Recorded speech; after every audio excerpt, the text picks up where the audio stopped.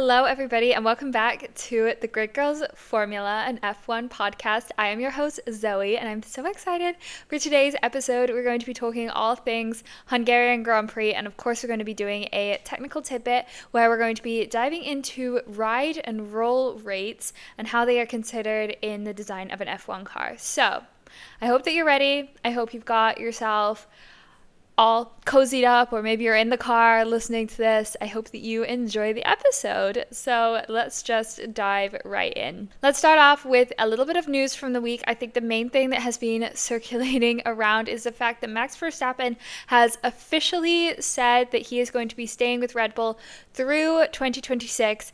Now, there's a few different implications to talk about here. I mean, I personally was pretty convinced that he was going to be staying at Red Bull. I think that 2026 is a very risky year to make a change because of all of the regulation changes that are going to be happening. And so we really just can't count on any particular team to be the best. And I think that in that situation, you really want to be with the team that you feel like you click with really well, a team that you're loyal to, a team that you believe in. And I think that Red Bull is definitely that team for Max. He has been there for many, many years at this point, and he's been able to get a lot out of the team.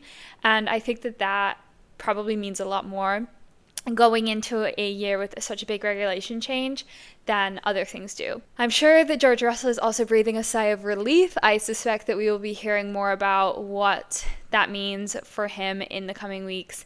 During the summer break, there is often a lot of contracts that go through, so I'm sure we'll be learning more about all of those. Speaking of contracts, we also had a confirmation from Ferrari saying that Fred Vasseur has had his contract renewed for multiple years. And honestly, I was a bit more shocked to hear that news than I was about Verstappen. But I think it is the right move. There's only so many times you can change leadership, and I feel like Ferrari has been a little bit tumultuous in years past, and so having a constant person there leading the team is definitely very important. I think that there might be a little bit of a cultural shift, to be honest, happening at Ferrari at the minute. If there's anything that I'm reading into it a little bit too much with what's happening on the radio and the way that people are reacting and the fact that they're holding on to Fred Vasseur despite maybe some anger from fans, from people within Ferrari. I don't know. I do know I've heard so many people from the Formula One world kind of sing Fred Vasseur's praises, say that he has such a good driver's mindset, and keeping him is absolutely a good move. He's one of the best people on the grid. So I'm sure that we have more to see from Ferrari coming soon. Another little thing I saw, I was reading something, and I just have to say that I love that some of the drivers, you've probably seen, they do like track walks, or some of them actually cycle around the tracks before the race. And I actually love seeing that as somebody who is training for their first half Ironman, and I spend a lot of time on the bike at the minute. It was really cool to see that. So I've seen Carlos Sainz do it and Valtteri Bottas, but James Vowles also posted that he joined them this weekend, and I thought that was so cute. Let's dive in to the actual racing events that took place this weekend, so we can start with practice. So Fernando Alonso actually missed FP1 due to a muscular injury in his back, so Felipe Drugovich took his place. Luckily, I think he was able to get out there for the rest of the sessions, but I hope that he is able to take some probably much needed rest and recovery during the summer break. It was definitely a good weekend overall for Aston Martin, which we will get into a little bit more later.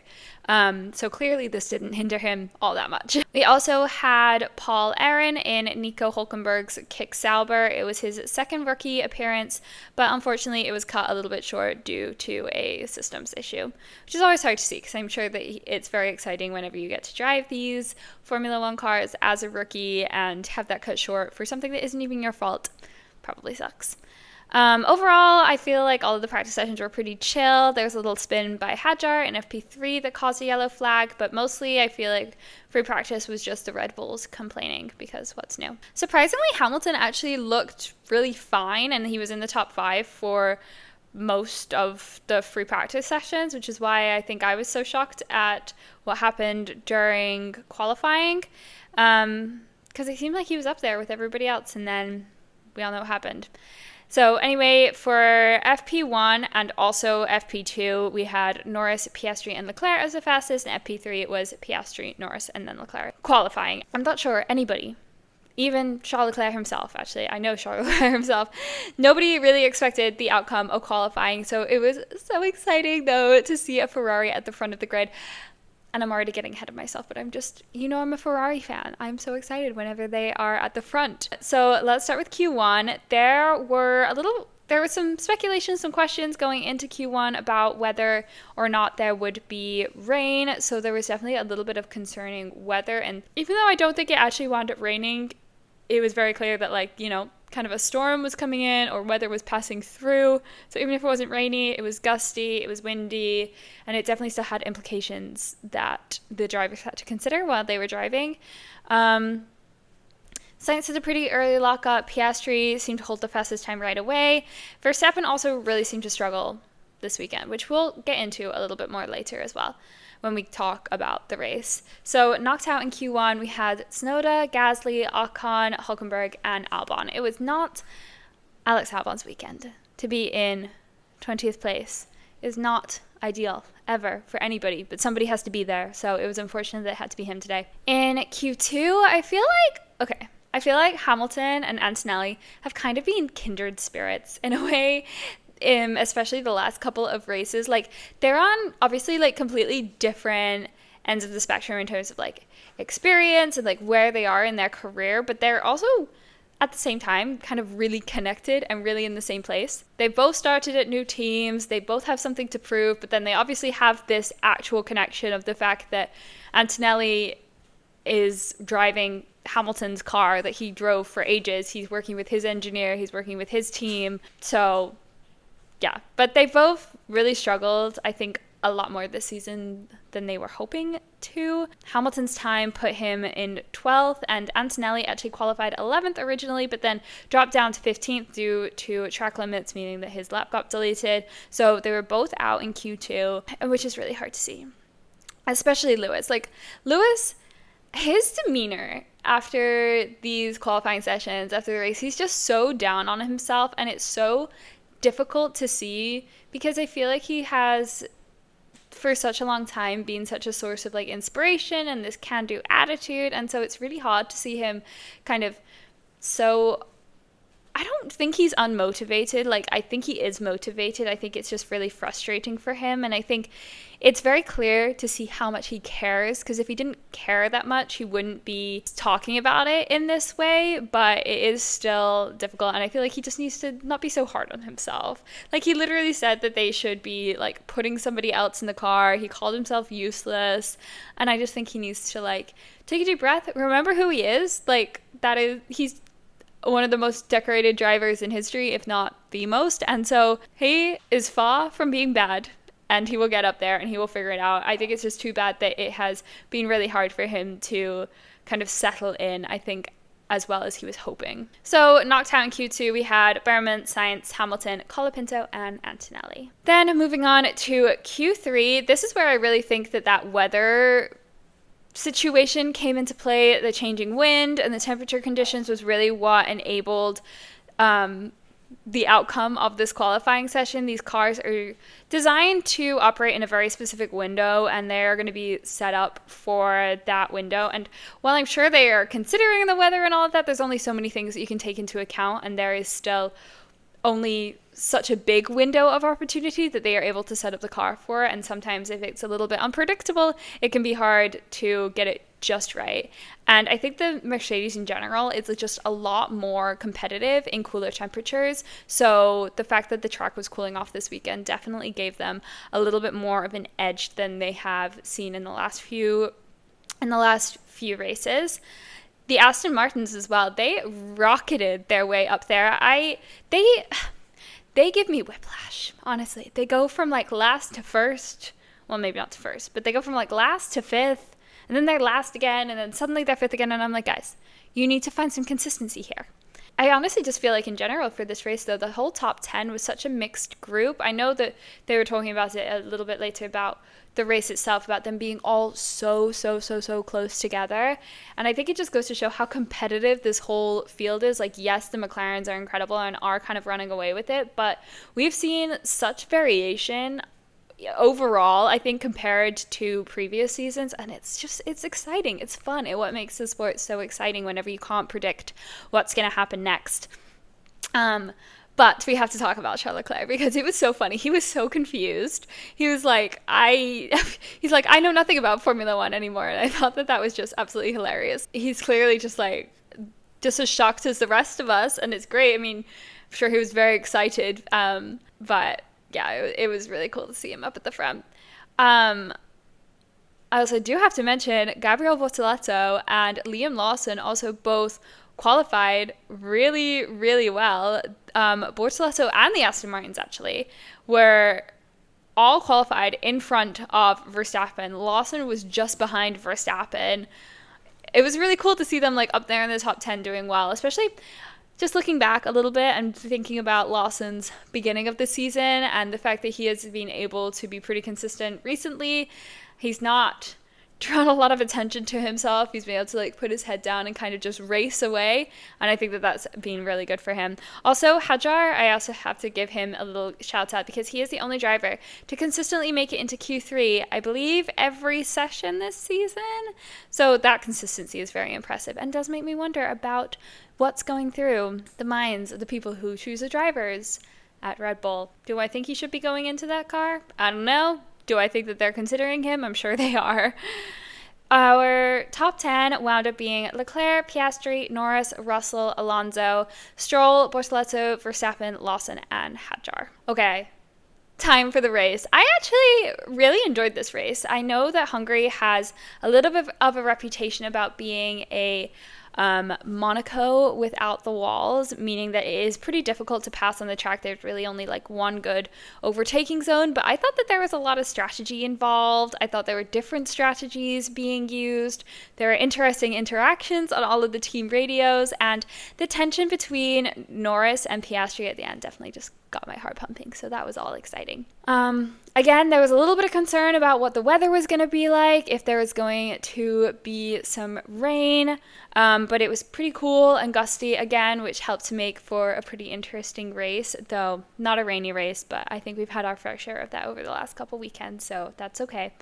Most everyone started on the medium compound, but there was a little bit of variations, like I mentioned, in that strategy, so that kept things pretty interesting. Leclerc, unfortunately, his race just did not go to plan. He really struggled. There was a lot of tensions on the radio. He was kind of almost yelling to his team about how they should have gone with his plan and that they did something that he clearly didn't agree with and he didn't want, and it was all very cryptic on the radio. He was trying to avoid saying whatever the thing was that got changed, but he was also clearly very frustrated and being what the heck, why did we do this?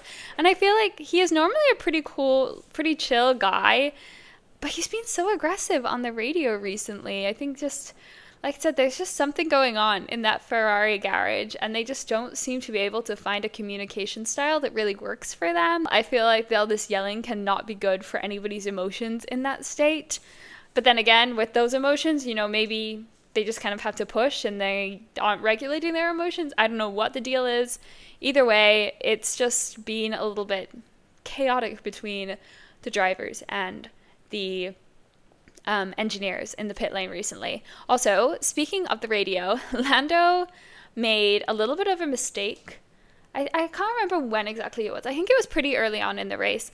But his engineer told him basically, don't make another mistake like that again. And it was so funny because the commentators were talking about it and they were saying the dynamic that Lando has with his engineer is so different because it's almost like a coaching style relationship rather than just info. And the commentators were if a lot of these engineers tried to say that to any one of the other drivers, they would throw a fit. You would not be able to broadcast some of the things that people might say in reaction to that. So it's very interesting about those little differences between the drivers and their engineers and the way that they communicate with each other throughout the race. And on top of that, I also just thought that the difference between like the Ferrari radio and the McLaren radio was just so intriguing. Like Ferrari was, like I said, was trying to be pretty cryptic and not very clear and open. I think Mercedes as well, they were like, oh, like plan D, plan B, the backup plan, blah, blah, like they were using acronyms and codes to talk in.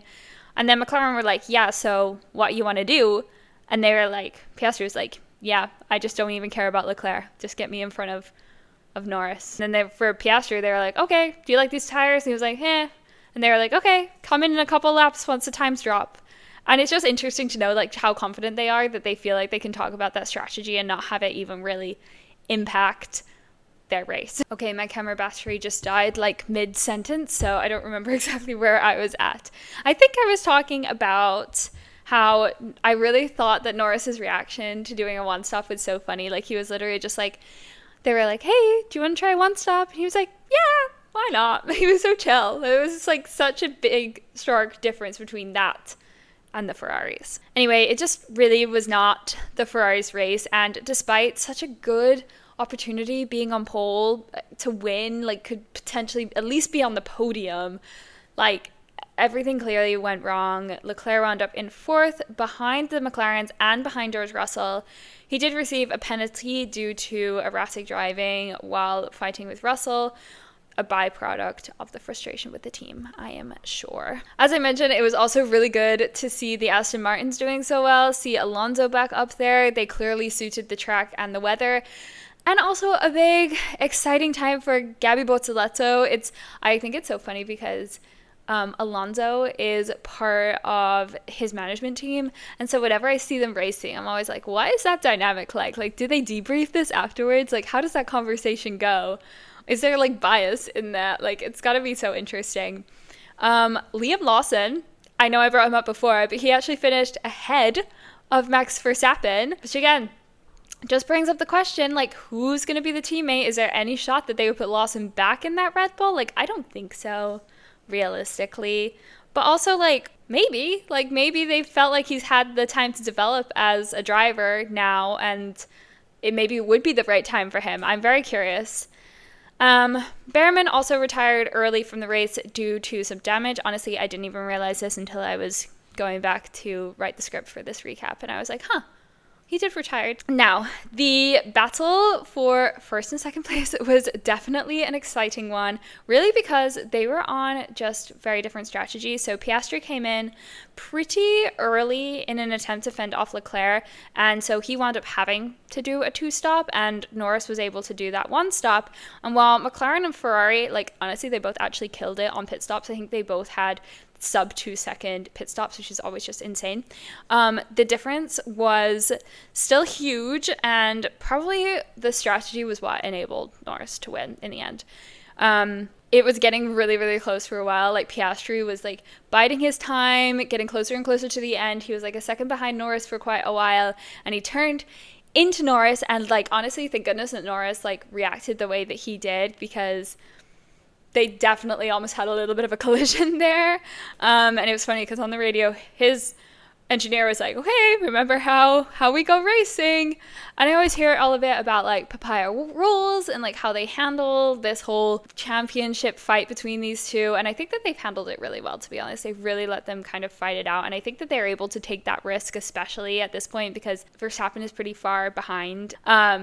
They were saying that Norris's heart rate was like at like 180 beats per minute, which is actually crazy because I'm sure like he is a very like fit person, and so for his heart rate just to be going that quickly really goes to show just how intense this battle is and how much adrenaline is working.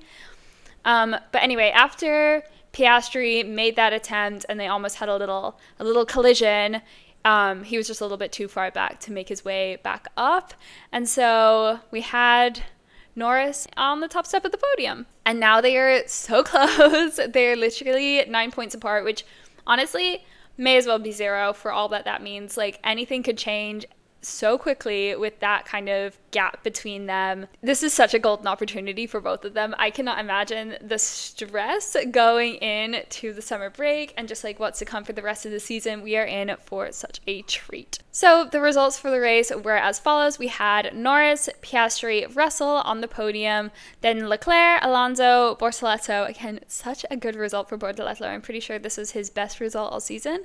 So very excited for him. I feel like all of these rookies have just taken their own turns, like being the best of the rookies. I feel like they've all done such a phenomenal job this season, and it's been so cool to see. Stroll, Lawson, Verstappen, Antonelli, Hadjar, Hamilton, not Hamilton's weekend, Hülkenberg, Sainz, Albon, Ocon, Tsunoda, Colapinto, Gasly, and Behrman. Our top three in the Drivers' Championship, we currently have Piastri with 284 points, and then Norris with 275 points. Again, that gap is so close. And then Verstappen is still in third with 187 points. For the Constructors' Championship, I thought it'd be interesting to touch on this. So we have McLaren. They've kind of run away with it. 559 points. I don't think anybody's going to be catching up to that anytime soon. Second, we have Ferrari, 260 points, Mercedes, 236, Red Bull, 194, so that makes up kind of our top four teams. Then we have Williams, Aston Martin, Kick Sauber, Racing Bulls, Haas, and Alpine for the rest. Let's get a little bit nerdy now for our technical tidbit and talk about something that is very critical to the way that an F1 car handles the track, but a lot of us don't often think about, and that is ride and roll rates. So let's start with kind of a discussion about what these actually are. So a ride rate is basically how stiff the car is vertically, meaning how much the suspension resists the ability of the car to move up or down whenever it goes over bumps or under braking and acceleration. So imagine that you are hitting the curb. The ride rate determines how much the car bounces or absorbs that bump. Meanwhile, the roll rate is about how stiff the car is when it leans side to side. If the car rolls a lot to one side, that means it has a very soft roll rate, but if it stays more level, then it has a much stiffer roll rate. And F1 cars aim for minimal body roll because even slight shifts can kind of mess with the downforce and the aerodynamics of the car. So ride and roll rates are tuned separately using the car's springs, anti-roll bars, torsion bars. Engineers can set up the car so that it's a lot stiffer in roll, which can have better cornering, but it's still soft enough in ride to handle bumps and keep the tires in contact with the track. It's always just a balancing act. They need that balancing act to really consider the aerodynamics, but also just the general handling and the driving style of the drivers themselves. So typically the ride rate is going to be higher in a Formula One car because they allow for lower ride heights, which is really important for the aerodynamic performance. So this means that the suspension is going to be stiffer so that you're on bumping up and down all the time. So these are determined by using spring rate, which is basically just the stiffness of the springs. A stiff spring is obviously going to be harder to compress and resist, and therefore will resist more movement. And motion ratios also play into this, which is basically how much the wheel moves in relation to the spring. So think of a seesaw. So depending on where the pivot point is on that seesaw, if you push down on one side of it, then the other side is going to move in various amounts depending on where that pivot point is. And that's kind of what the motion ratio is. So the spring will compress less for a given amount of wheel movement, so the suspension feels stiffer at the wheel, and this would be a high wheel rate. So F1 cars will use those high spring rates and low motion ratios to get high wheel rates and ride frequencies, which is, as I mentioned, very critical for aerodynamics. You want that car to stay as flat as possible so that the aero isn't affected by unexpected changes in the air. Roll rate is the resistance of the car to the rolling motion along the longitudinal axis, so from side to side, as I mentioned. And again, you want to have pretty high roll rates, again, just to maximize the aerodynamic efficiency. And this can be done through stiffer springs, as I already mentioned, or large anti-roll bars, ARBs, in addition to a few other aspects of suspension design. You'll also see these vary depending on the forces that the car experiences at different tracks. If the track is bumpy, you may need softer rates to maintain grip and compliance, but if the track is much more smooth, then it would likely be the opposite. But as I mentioned, it's always a balancing act. If it's too stiff, then the car becomes too reactive over the curbs and the bumps, which unsettles the chassis. And then if it's too soft, then you lose the aerodynamic consistency. So it's always just a balancing act of figuring out what works best for the aero package that you have, for the driver that you have, for what they prefer. It all has to come together. Okay, that is all for today's episode. I hope that you enjoyed. Make sure to check out the Instagram at Grid Girls Formula and leave any requests of things you want me to talk about in the future in the comments below. And I'll be back next week. I'll have a little bit of a different episode. I feel like I haven't done much besides race recaps recently. So I'll have a little bit of a different episode next week and dive into some other aspect of Formula One, which I'm very excited about. So make sure to subscribe so you don't miss it. And I will see you guys soon. Bye.